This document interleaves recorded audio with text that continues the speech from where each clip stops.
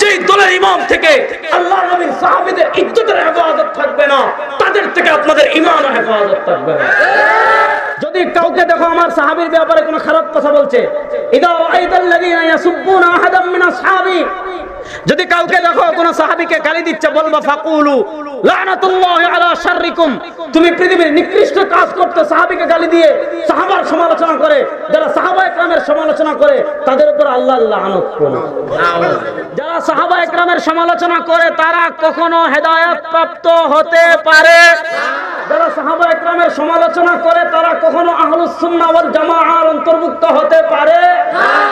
এই উম্মাহকে বিভ্রান্ত করার জন্য, এই উম্মাহকে জান্নাতের পথ থেকে সরিয়ে দেওয়ার জন্য, এই উম্মাহকে জাহান্নামের পথে নিয়ে যাওয়ার জন্য শয়তানের যতগুলো বড় বড় ফাঁদ আছে, ওই সবচেয়ে বড় যে কয়েকটা ফাঁদ আছে এর ভিতর একটা ফাঁদের নাম সাহাবা সমালোচনার নামে, গবেষণার নামে কাউকে দিয়ে সাহাবার সমালোচনা করায়, ইশকে নবীর নামে কাউকে দিয়ে সাহাবার সমালোচনা করায়, নিজের পাণ্ডিত্য জাহির করার কারণে কাউকে দিয়ে সাহাবার সমালোচনা করায়। পরিষ্কার বলে যায় হাজীগঞ্জের মুসলমান, যেই দল সাহাবার সমালোচনা করবে, যেই নেতা সাহাবার সমালোচনা করবে, যেই নেতার কলম থেকে আল্লাহর নবীর সাহাবীদের ইজ্জতের হেফাজত থাকবে না, যেই দলের ইমাম থেকে আল্লাহর নবীর সাহাবীদের ইজ্জতের হেফাজত থাকবে না, তাদের থেকে আপনাদের ঈমান ও হেফাজত থাকবে না। শেখুল আরবি ওয়াল আজম সৈয়দ হুসাইন আহমদ মাদানী নব্বরাল্লাহু মারকাদাহু বিতর্কিত হওয়া মানে দেওবন্দি ধারা বিতর্কিত হওয়া, হাকিমুল উম্মত মুজাদ্দিদুদ দ্বীন ও মিল্লাত আল্লামা আশরাফ আলী থানভী রাহিমাহুল্লাহ বিতর্কিত হওয়া মানে দেওবন্দি ধারা বিতর্কিত হওয়া, সাদ সাহেব বিতর্কিত হয়েছেন, তাবলীগের একটা ধারা তৈরি হয়ে গিয়েছে, একজন নেতা বিতর্কিত হওয়া মানে কর্মী বিতর্কিত হওয়া, দলের শীর্ষ নেতা পথভ্রষ্ট হওয়া মানে কর্মী পথভ্রষ্ট হওয়া, পীর পথভ্রষ্ট হওয়া মানে মুরিদ পথভ্রষ্ট হওয়া, শিক্ষক পথভ্রষ্ট হওয়া মানে ছাত্র পথভ্রষ্ট হওয়া, ইমাম পথভ্রষ্ট হওয়া মানে মুসল্লি পথভ্রষ্ট হওয়া, মেম্বার পথভ্রষ্ট হওয়া মানে তার এলাকা পথভ্রষ্ট হওয়া, চেয়ারম্যান পথভ্রষ্ট হওয়া মানে তার ইউনিয়ন পথভ্রষ্ট হওয়া। বোঝা গেল একজন পথভ্রষ্ট যদি উপরের কেউ হয়ে যায়, তিনি যেই কাজ করেন সেই কাজ বিতর্কিত হয় কি হয় না? আমরা কখনো কোন সাহাবীর সমালোচনা করব না। সবাই বলেন করব না। যারা সাহাবীর সমালোচনা করে তাদের সাথে আমাদের কোনো সম্পর্ক। ঘটনা বলার আগে আমিরে মুআবিয়া রাদিয়াল্লাহু তাআলার ব্যাপারে আকীদা ক্লিয়ার করেন। আমিরে মুআবিয়া রাদিয়াল্লাহু তাআলা কত বড় সাহাবী দেখেন। রাসূল করিম সাল্লাল্লাহু আলাইহি ওয়াসাল্লামের উপর প্রথম যখন ওহী আসতো, আল্লাহ নবী সাল্লাল্লাহু আলাইহি ওয়াসাল্লামের উপর ওহীটা এত ভারী ছিল, নবী করিম সাল্লাল্লাহু আলাইহি ওয়াসাল্লাম বলেন প্রচন্ড শীতের রাতে আমার উপর যখন ওহী আসতো, আম্মা জান আয়েশা বলেন আল্লাহ নবী সাল্লাল্লাহু আলাইহি ওয়াসাল্লাম ওহীর ভার এত বেশি ছিল যে প্রচন্ড শীতের রাতেও আল্লাহ নবী ইসলাম ঘেমে যেতেন, এত ভারী ছিল ওহী। আল্লাহ নবী সাল্লাল্লাহু আলাইহি ওয়াসাল্লামের উপর জিবরিল যখন কোরআন নিয়ে আসতেন, আল্লাহ নবী সাল্লাল্লাহু আলাইহি ওয়াসাল্লাম মুখস্থ করার জন্য ঠোঁট নাড়াতেন। আল্লাহ বলেন লা তুহাররিক বিহি লিসানাক ইন্না আলাইনা জামআহু ওয়া কুরআনা। আমার হাবিব আপনি ঠোঁট নাড়ানোর দরকার নাই, আপনি কষ্ট করার দরকার নাই। জিবরিল আমিন যখন কোরআন তিলাওয়াত করে আপনাকে শোনাবে, আপনি মনোযোগ দিয়ে শুনবেন। ইন্না আলাইনা জামআহু ওয়া কুরআনা, আল্লাহই আপনার অন্তরে কোরআনকে জমা করে দিবেন। রাসূল করিম সাল্লাল্লাহু আলাইহি ওয়াসাল্লামের অন্তরে আল্লাহ কোরআন জমা করে দিতেন। হযরতে রাসূল করিম সাল্লাল্লাহু আলাইহি ওয়াসাল্লাম পরবর্তীতে হযরতে মুআয ইবনে জাবাল ছিলেন কাতিবুল ওয়াহী, ওহী লেখক। হযরতে মুআয ইবনে জাবাল ওহী লিখতেন। লাম্মা আসলামা উসমান ইবনে খালদুন এসেছে, হযরতে লাম্মা আসলামা মুআবিয়া, হযরতে মুআয ইবনে জাবাল রাদিয়াল্লাহু তাআলা পর হযরতে আমির মুআবিয়া রাদিয়াল্লাহু তাআলা যখন মুসলমান হলেন, আল্লাহর নবী সাল্লাল্লাহু আলাইহি ওয়াসাল্লাম ওই কোরআন লিপিবদ্ধ করার জন্য কাতিবুল ওহী, ওহীর লেখক হিসাবে আল্লাহ রাব্বুল আলামিন নবী করিম সাল্লাল্লাহু আলাইহি ওয়াসাল্লাম আমির মুআবিয়া রাদিয়াল্লাহু তাআলাকে নিযুক্ত করেছিলেন। তাহলে এবার বলেন, যাকে আল্লাহ নবী সাল্লাল্লাহু আলাইহি ওয়াসাল্লাম ওহীর লেখক হিসাবে নিযুক্ত করেছেন তিনি একজন সাধারণ সাহাবী। আর আজকে বলেন আল্লাহ নবী সাল্লাল্লাহু আলাইহি ওয়াসাল্লাম যাকে ওহী লেখার জন্য নিযুক্ত করেছেন তিনি একজন সাধারণ সাহাবী।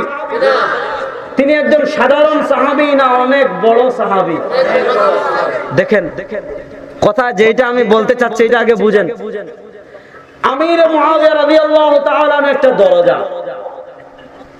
একটা বিশাল প্রাসাদ। এই প্রাসাদের যদি গেট না থাকে, আচ্ছা আপনারা আমার সাথে আছেন তো? একটা বিশাল বিল্ডিং, ওই বিল্ডিং এর গেট নাই।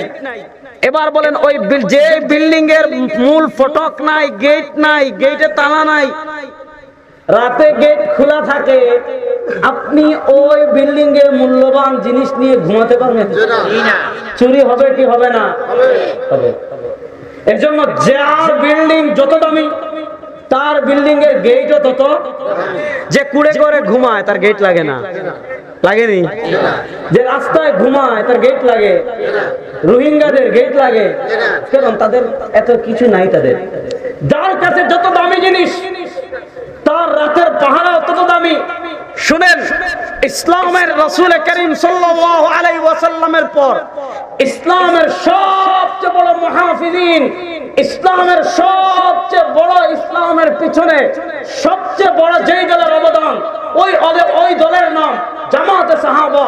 রাসূল করিম সাল্লাল্লাহু আলাইহি ওয়াসাল্লামের পর ইসলাম ধর্মের সবচেয়ে বড় যে স্তম্ভ, ওই স্তম্ভের জামাতে এবার দেখেন, যদি কেউ কোন সাহাবীর সমালোচনা করে, বুঝেন, যদি কেউ কোন সাহাবীর সমালোচনা করে সে জান্নাতি না জাহান্নামী? জাহান্নামী। আরে চাঁদপুরের মুসলমান জোরে বলেন।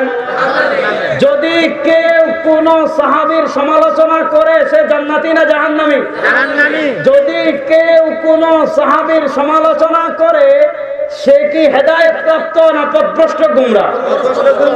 জোরে বলেন, সে পথভ্রষ্ট না গুমরাহ? যারা সাহাবার সমালোচনা করে তারা কখনো হেদায়েত প্রাপ্ত হতে পারে না। আর আসতে বলেন, যারা সাহাবা একরামের সমালোচনা করে তারা কখনো হেদায়েত প্রাপ্ত হতে পারে না। এই জোরে বলেন, তারা কখনো হেদায়েত প্রাপ্ত হতে পারে না। যারা সাহাবা একরামের সমালোচনা করে তারা কখনো আহলুস সুন্নাহ ওয়াল জামাআর অন্তর্ভুক্ত হতে পারে না। এই উম্মাহকে বিভ্রান্ত করার জন্য, এই উম্মাহকে জান্নাতের পথ থেকে সরিয়ে দেওয়ার জন্য, এই উম্মাহকে জাহান্নামের পথে নিয়ে যাওয়ার জন্য শয়তানের যতগুলো বড় বড় ফাঁদ আছে, ওই সবচেয়ে বড় যে কয়েকটা ফাঁদ আছে এর ভিতর একটা ফাঁদের নাম সাহাবা সমালোচনার নামে, গবেষণার নামে কাউকে দিয়ে সাহাবার সমালোচনা করায়, ইশকে নবীর নামে কাউকে দিয়ে সাহাবার সমালোচনা করায়, নিজের পাণ্ডিত্য জাহির করার কারণে কাউকে দিয়ে সাহাবার সমালোচনা করায়। পরিষ্কার বলে যায় হাজীগঞ্জের মুসলমান, যেই দল সাহাবার সমালোচনা করবে, যেই নেতা সাহাবার সমালোচনা করবে, যেই নেতার কলম থেকে আল্লাহ নবীর সাহাবীদের ইজ্জতের হেফাজত থাকবে না, যেই দলের ইমাম থেকে আল্লাহ নবীর সাহাবীদের ইজ্জতের হেফাজত থাকবে না, তাদের থেকে আপনাদের ঈমান ও হেফাজত থাকবে না।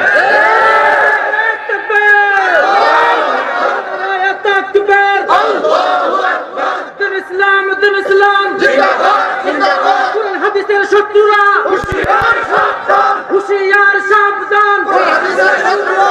এবার বলেন, আল্লাহ নবী সাল্লাল্লাহু আলাইহি ওয়াসাল্লামের সাহাবী হযরত মুআবিয়া রাদিয়াল্লাহু আনহু খুব ছোট্ট সাহাবী না অনেক বড় সাহাবী? কত বড় সাহাবী যে তিনি কাতিবুল ওহী ছিলেন, ওহী লেখক ছিলেন। এবার দেখেন, মনে করেন আমি যদি বিতর্কিত হয়ে যাই, আচ্ছা মনে করেন মুফতি সৈয়দ রেজাউল করিম সাহেব, তিনি বিতর্কিত হওয়া মানে কি তার পুরো দল বিতর্কিত হওয়া, ঠিক না? মনে করেন দারুল দেওবন্দের প্রতিষ্ঠাতা ছিলেন কাসিম নানুতুবি রাহিমাহুল্লাহ, হুজ্জাতুল ইসলাম কাসিম নানুতুবি রাহিমাহুল্লাহ, তিনি ছিলেন কাসিমুল উলুমি ওয়াল খায়রাত, দারুল দেওবন্দের প্রতিষ্ঠাতা ছিলেন। আল্লাহ নবী সাল্লাল্লাহু আলাইহি ওয়াসাল্লাম এর স্বপ্নে যুগে নির্দেশ প্রাপ্ত হয়ে কাসিম নানুতুবি রাহিমাহুল্লাহ প্রতিষ্ঠা করেছিলেন উপমহাদেশের দ্বীনের সবচেয়ে বড় মারকাজ দারুল দেওবন্দ।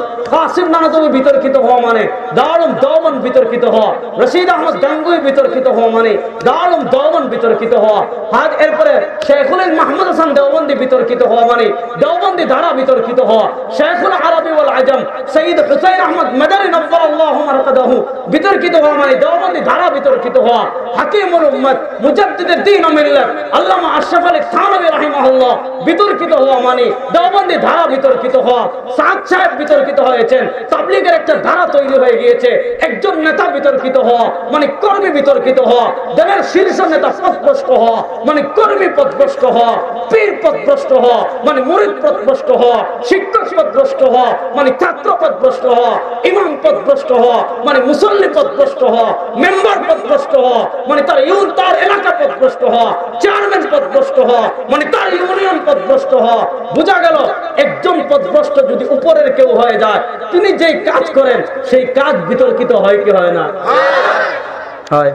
তাহলে দেখেন হযরতে আমিরে মুআবিয়া রাদিয়াল্লাহু তাআলা কি ছিলেন? সাহাবী।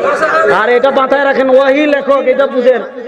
হযরতে আমিরে মুআবিয়া রাদিয়াল্লাহু তাআলা কি ছিলেন?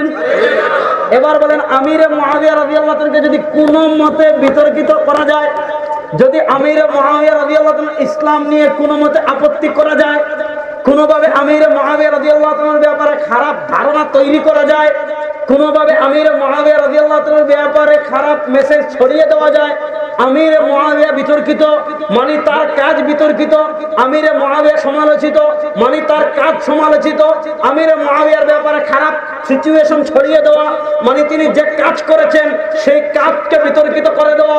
আমিরে মুআবিয়া কি ছিলেন? কাতিবুল ওয়াহি ছিলেন।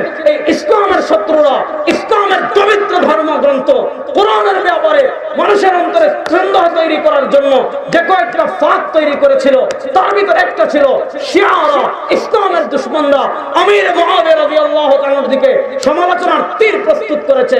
কেন? কারণ আমির মুআবিয়া সমালোচিত হয়ে গেলে তিনি যে ওহী লিখেছেন সেটা বিতর্কিত হয় কি হয় না? এজন্য শুনেন, প্রাচ্যবিদ যারা আছে মুস্তাশরিকিন, তারা দেখবে কোন সাহাবীর সমালোচনা করে না। ওরিয়েন্টালিস্ট যারা, ওরিয়েন্টালিস্টরা দেখবেন কোন সাহাবীর সমালোচনা করে না। ওরিয়েন্টালিস্টরা দেখবেন দুইজন সাহাবীর সমালোচনা করে, একজন আবু হুরায়রা আর একজন আমিরে মুআবিয়া। আমিরে মুআবিয়া কে ছিলেন? কাতিবুল ওয়াহি ছিলেন। সব সাহাবীকে বিতর্কিত করার দরকার নাই। যদি আমিরে মুআবিয়াকে বিতর্কিত করতে পারে, আমিরে মুআবিয়া বিতর্কিত হয়ে যাওয়া মানে কি? তার কাতিবুল ওয়াহি তিনি যে কাজ করেছেন সেটা বিতর্কিত হয়ে যাওয়া। আবু হুরায়রা সমালোচনা করে কেন? কারণ আবু হুরায়রা আল্লাহর নবী সাল্লাল্লাহু আলাইহি ওয়াসাল্লাম থেকে যতজন সাহাবী অনেক বেশি হাদিস বর্ণনা করেছেন, তার মধ্যে অন্যতম হযরত আবু হুরায়রা রাদিয়াল্লাহু তাআলা আনহু। হাদিসের যেই কিতাব খুলবেন খালি দেখবেন আন আবি, রাস্তা বলেন আন আবি, মুহাম্মদ সাহাবীর নামটা নেন না, আন আবি। এবার বলেন আবু হুরায়রা যদি বিতর্কিত হয়ে যান, কেউ যদি এটা প্রমাণ করে ফেলে নাউযুবিল্লাহ আবু হুরায়রা ছিলেন মুনাফিক, কেউ যদি এটা প্রমাণ করে ফেলে নাউযুবিল্লাহ আবু হুরায়রার ঈমান ঠিক ছিল না, তাহলে আবু হুরায়রা যদি বিতর্কিত হয়ে যান তার বর্ণিত হাদিস একটাও ঠিক থাকবে? সব বিতর্কিত হয়ে যাবে না? এইজন্য দেখেন ইসলামের সূচনা লগ্ন থেকে মুস্তাশরিকিন, ওরিয়েন্টালিস্ট, সাম্প্রতিককালে আমরা যাদেরকে ওরিয়েন্টালিস্ট বলি, দেখবেন বড় বড় কিতাব লিখে কি করে এই দুইজন সাহাবীকে টার্গেট করে।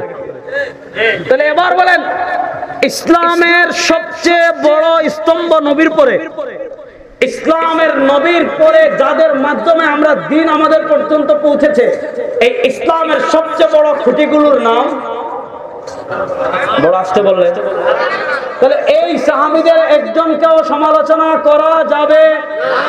আসতে বলেন, একজনকেও সমালোচিত করা যাবে? একজনকেও না। এবার বলেন, আল্লাহ নবী সাল্লাল্লাহু আলাইহি ওয়াসাল্লামের সব সাহাবার সমালোচনা করা যাবে না, শুধু আমিরে মুআবিয়ার করা যাবে? হ্যাঁ, আমিরে মুআবিয়া সাহাবী কি সাহাবী না?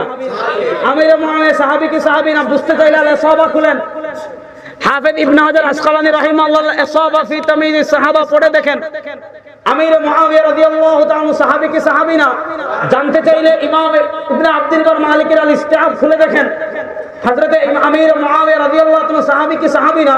জানতে হলে ইমাম ইবনুল আসির আল জাযারি 643 হিজরিতে ইন্তেকাল করেছেন, তার লিখিত উসতুল গাবা খুলে দেখেন। জানতে চাইলে শামসুদ্দিন যাহাবীর সিয়ারুল আলামিন নুবালা খুলে দেখেন। জানতে চাইলে ইবনু সাদের তাবাকাতুল কুবরা খুলে দেখেন। আমির মুআবিয়া সাহাবী বলেছেন নবী, আমির মুআবিয়া সাহাবী দায়িত্ব দিয়েছেন আবু বকর, আমির মুআবিয়া সাহাবী দায়িত্ব দিয়েছেন ওমর, আমির মুআবিয়া সাহাবী দায়িত্ব দিয়েছেন উসমান, আমির মুআবিয়ার সাহাবিয়তের সাক্ষী দিয়েছেন ইবনে আব্বাস। সুতরাং সুন্নি নামদারিতে ভণ্ডরা আমির মুআবিয়ার সমালোচনা করবে, হুসাইনের ইশকের কথা বলে আমির মুআবিয়ার সমালোচনা করবে, পরিষ্কার কথা, এগুলো সুন্নি নামদারি আপাদমস্তক ইবলিস এবং শয়তান।